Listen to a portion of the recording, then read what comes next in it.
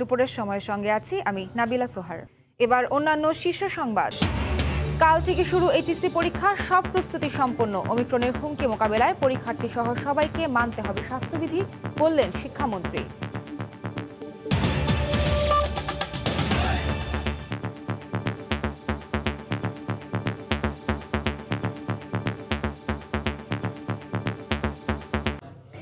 এদিকে বেগম জিয়ার চিকিৎসা নিয়ে রাজনীতি না করার পরামর্শ দিয়েছেন বিশিষ্টজনরা।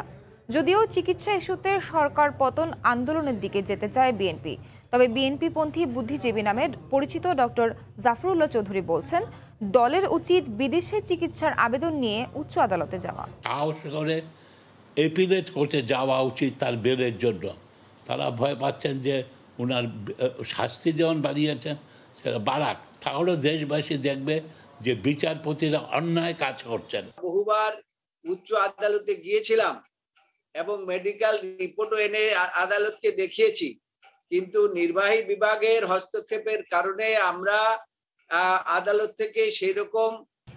ঢাকা বিশ্ববিদ্যালয়ের কেন্দ্রীয় খেলার মাঠে বিশ্ববিদ্যালয়ের শতবর্ষপূর্তি ও মহান স্বাধীনতার সুবর্ণ জয়ন্তী উৎসবের উদ্বোধনী অনুষ্ঠানে বক্তব্য রাখছেন রাষ্ট্রপতি মোহাম্মদ আব্দুল হামিদ। সরাসরি যাচ্ছি সেখানে।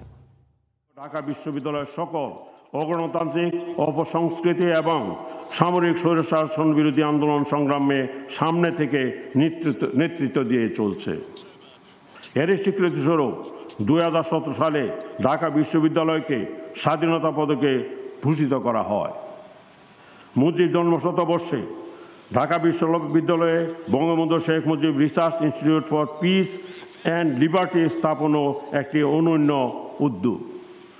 এই উপলক্ষে তথ্যবহুল 6টি প্রকাশনা ঢাকা বিশ্ববিদ্যালয়ের শতবর্ষের ইতিহাস ও ঐতিহ্যকে সমুজ্জ্বল করেছে।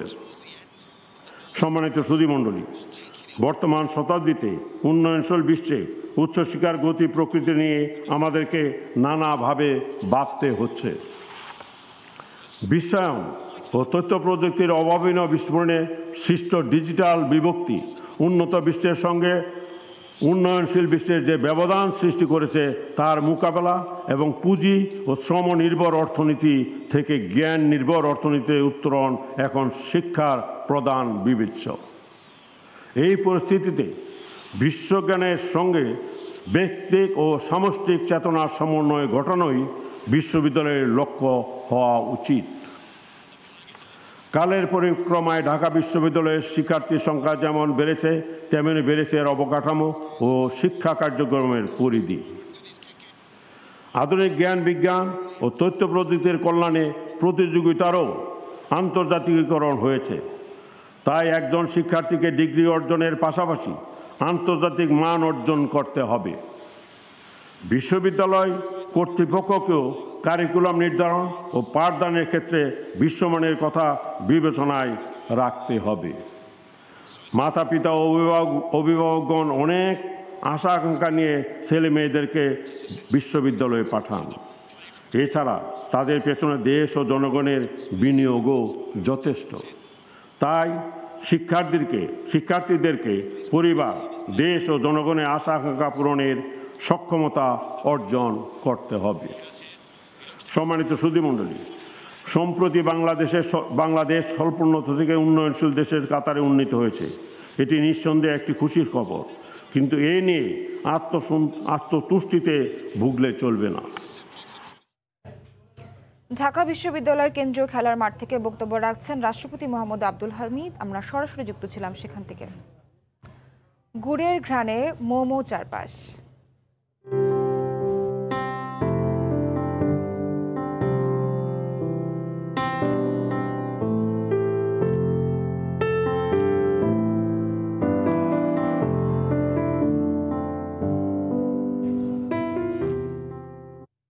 মানিকগঞ্জের হাজারীগুড় নিয়ে রিপোর্ট থাকছে সংবাদের পরের অংশে। করোনার সংকটে দীর্ঘ 1.5 বছর পর কাল থেকে শুরু হচ্ছে এইচএসসি ও সমমান পরীক্ষা। এরই মধ্যে সব প্রস্তুতি সম্পন্ন করেছে শিক্ষা মন্ত্রণালয়, তবে এরই মধ্যে চোখ রাঙাচ্ছে করোনার নতুন ধরন ওমিক্রন।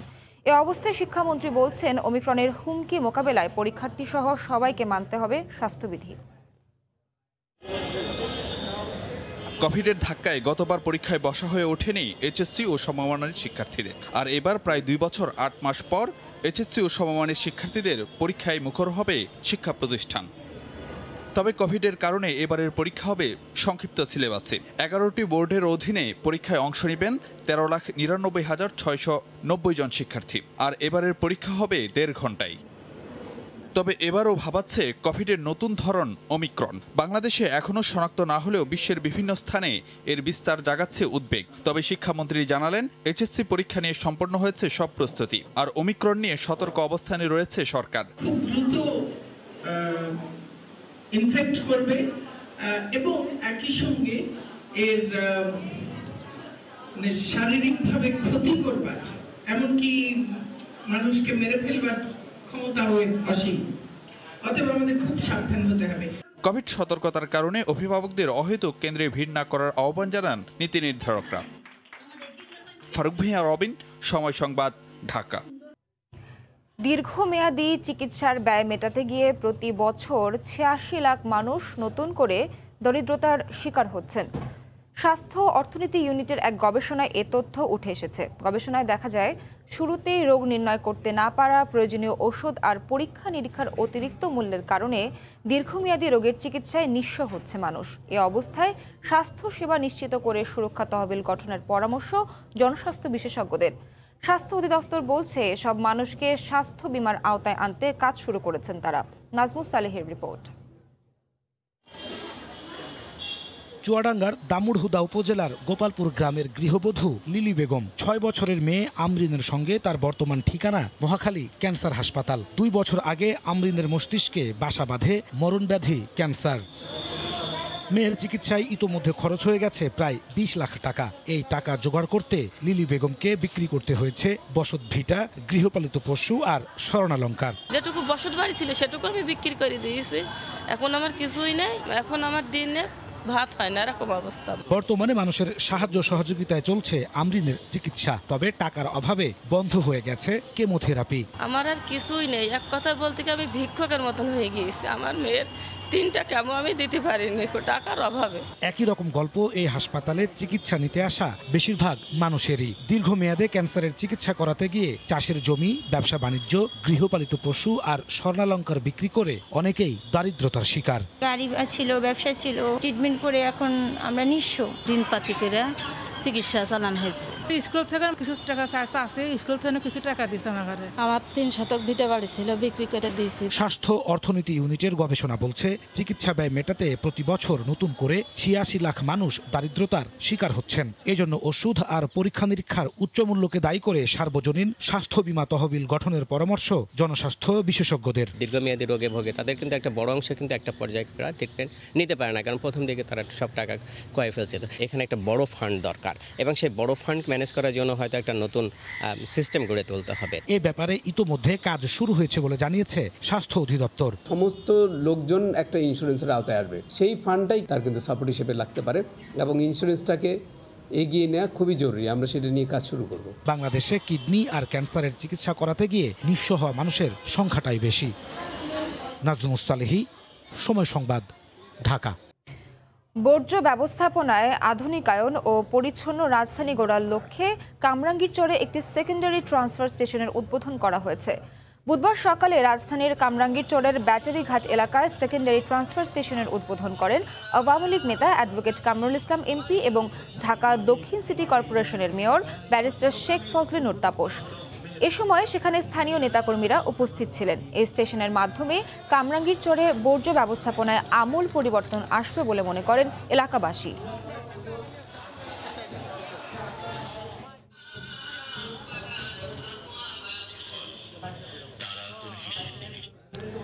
অযত্ন আর অবহেলায় একসময়ের দীর্ঘতম খরস্রোতা ব্রহ্মপুত্র এখন পরিণত হয়েছে মরা নদে।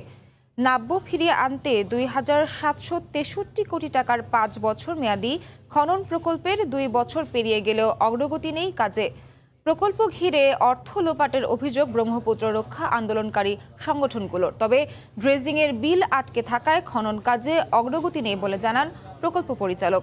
বিস্তারিত জানাচ্ছেন সাদিকুর রহমান।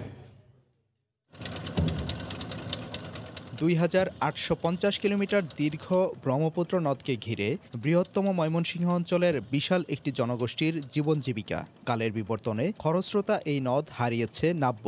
2019 সালের সেপ্টেম্বরে বিআইডব্লিউটিএ শুরু করে ব্রহ্মপুত্রের 227 কিলোমিটার অংশের খনন কাজ।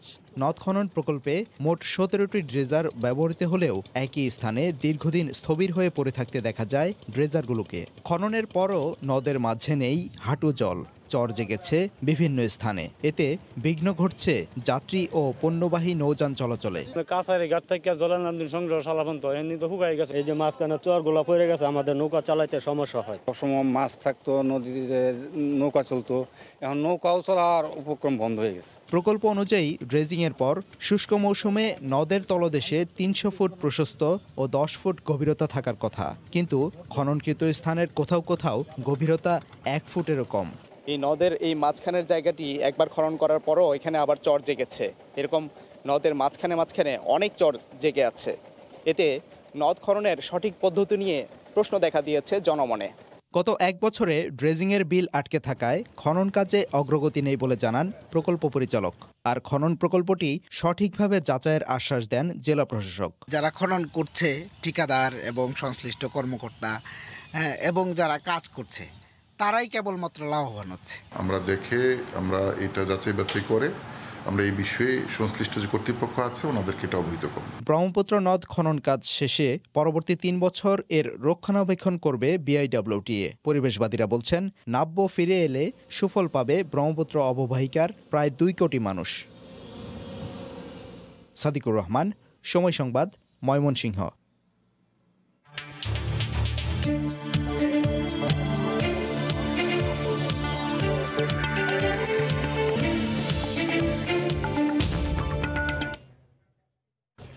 ধীরে ধীরে বাড়ছে তুরস্ক ও বাংলাদেশের বাণিজ্য। অনেক বাংলাদেশি তুরস্কের বিভিন্ন বিশ্ববিদ্যালয়ে পড়তে গিয়ে ব্যবসা করতে আগ্রহী হচ্ছেন। সরকারি সহায়তা পেলে ব্যবসার পরিধি কয়েক গুণ বাড়ানো সম্ভব। তুরস্কের ইস্তাম্বুল থেকে ফিরে এসে সানভীর রুপুলের রিপোর্ট। ধীরে ধীরে বাড়ছে তুরস্ক ও বাংলাদেশের বাণিজ্য। অনেক বাংলাদেশি তুরস্কের বিভিন্ন বিশ্ববিদ্যালয়ে পড়তে গিয়ে ব্যবসা করতে আগ্রহী হচ্ছেন।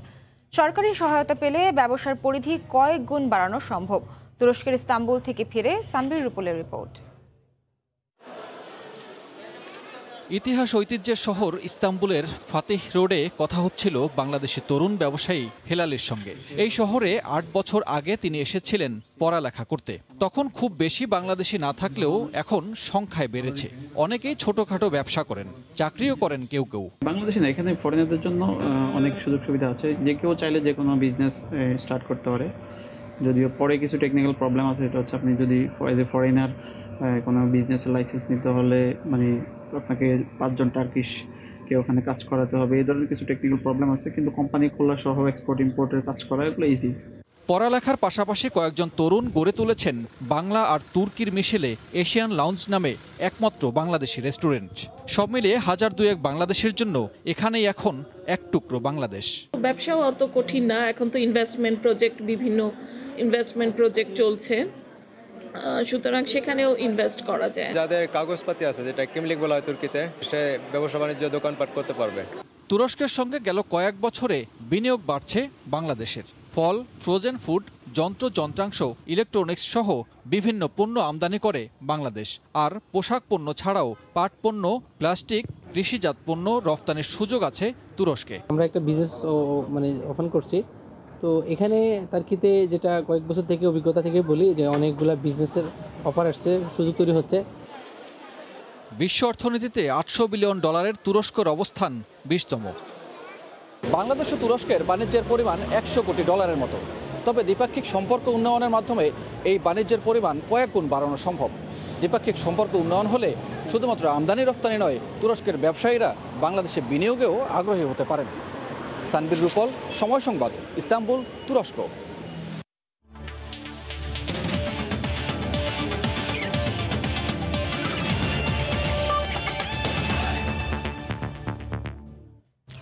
আইসিসি নারী ওয়ানডে বিশ্বকাপে প্রথমবারের মতো চূড়ান্ত পর্ব নিশ্চিত করে দেশে ফিরেছে বাংলাদেশ নারী ক্রিকেট দল। পিসিআর টেস্টে সবাই নেগেটিভ আসলেও ওমিক্রন সতর্কতায় 5 দিনের কোয়ারেন্টাইনে পাঠানো হয়েছে জাহানারা জ্যোতিদের, জানিয়েছেন বিসিবির নারী উইং এর চেয়ারম্যান শফিউল আলম চৌধুরী নাদেল। কোয়ারেন্টাইন শেষে 10 দিনের ছুটির পর আবারও ক্যাম্প শুরু হবে বলে জানিয়েছেন তিনি। এই প্রত্যাবর্তন স্বস্তির, এই প্রত্যাবর্তন অর্জনের। নারীদের ওয়ানডে ক্রিকেটে এক যুগের পথ চলায় যা এর আগে হয়নি কখনো, সুপ্তা রুমানারা তা করে দেখিয়েছেন। তাই তো বিজয়ের হাসি তাদের চোখে মুখে। স্বাস্থ্যবিধি মেনে ফুলেল শুভেচ্ছায় সিক্ত হলেন।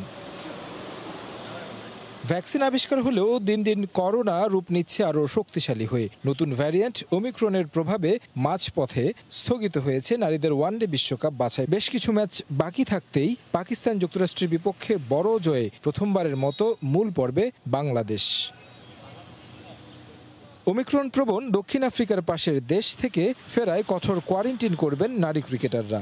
5 তারকা হোটেলে আমরা তাদেরকে স্থানান্তর করছি এয়ারপোর্ট থেকে। তারা সেখানে কোয়ারেন্টাইনে থাকবে। 4 বার তাদের পিসিআর টেস্ট করা হয়েছে এবং প্রত্যেকেই আমাদের নেগেটিভ এসেছে এবং আমরা 2-1 দিনের মধ্যে আবারও তাদের টেস্ট করা হবে। 22 সদস্যের গোটা স্কোয়াড ফিরেছে। সামনে নারীদের কমনওয়েলথ গেমসে বাছাই পর্ব উতরানোর চ্যালেঞ্জ। এরপরই আছে বিশ্বকাপের মূল পর্ব, তাই খুব বেশি বিশ্রামের সুযোগ পাচ্ছেন না জ্যোতিরা। তারেক হাসান শিমুল, সময় সংবাদ, ঢাকা। গ্রামীণ ঐতিহ্যের সঙ্গে মিশে আছে মানিকগঞ্জের হাজারি গুড়ের নাম। ঘ্রাণে ও স্বাদে এর জুলি মেলাভার। এবছরও মানিকগঞ্জের হরিরামপুরের ঝিটকা এলাকায় ঐতিহ্যবাহী বিশেষ এই গুড় তৈরি শুরু হয়েছে। মানিকগঞ্জ থেকে মোহাম্মদ ইউসুফ আলীর তথ্য ও রমজান আলীর ছবি নিয়ে রিপোর্ট। মানিকগঞ্জে কাঠ টাকা ভোরে শুরু হয় গাছিদের ব্যস্ততা। সূর্যের সাথে পাল্লা দিয়ে সারি সারি খেজুর গাছ থেকে চলে রস সংগ্রহের ধুম। খেজুর গাছে বাঁধা হাঁড়িতে সংগ্রহিত রস নিয়ে আসেন গাছিরা। 12 লিটার রস জ্বালিয়ে বিশেষ প্রক্রিয়ায় তৈরি হয় 1 কেজি হাজারি গুড়। পরে তা প্যাকেট করে বাজারজাত করা হয়। তবে উপকরণের দাম বৃদ্ধি পাওয়া সহ খেজুরের গাছের সংখ্যা কমে আসায় বিপাকে গাছিরা। গাছ কাটার পরে রাত্রে রস হাঁড়িতে পরে ভোর 4টের সময় পাইরে আইনে আমরা পাত্রে ঢালি।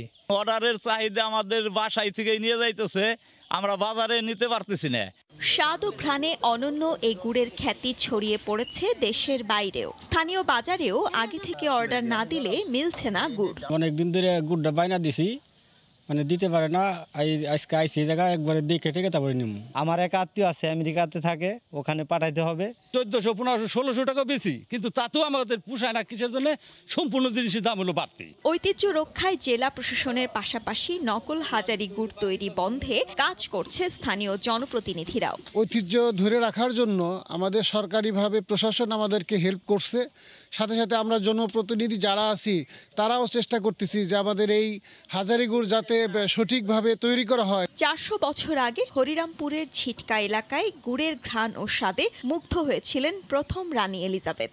তারপর থেকে এই গুড়ের নাম ছড়িয়ে পড়ে সারা বিশ্বে। হরিরামপুরের ঝিটকায় হাজারি গুড় তৈরিতে 30টি পরিবারে 300 জন গাছির মাধ্যমে প্রতিদিন 3000 গাছ থেকে 210 কেজি গুড় তৈরি হয়। সময় সংবাদ, মানিকগঞ্জ। দুপুরের সময়ের শীর্ষ সংবাদ জানিয়ে দিচ্ছি আরেকবার। এবং কাল থেকে শুরু এইচএসসি পরীক্ষা, সব প্রস্তুতি সম্পন্ন। ওমিক্রনের হুমকি মোকাবেলায় পরীক্ষার্থী সহ সবাইকে মানতে হবে স্বাস্থ্যবিধি, বললেন শিক্ষামন্ত্রী। এই ছিল দুপুরের সময়ে, সঙ্গে থাকুন সময়।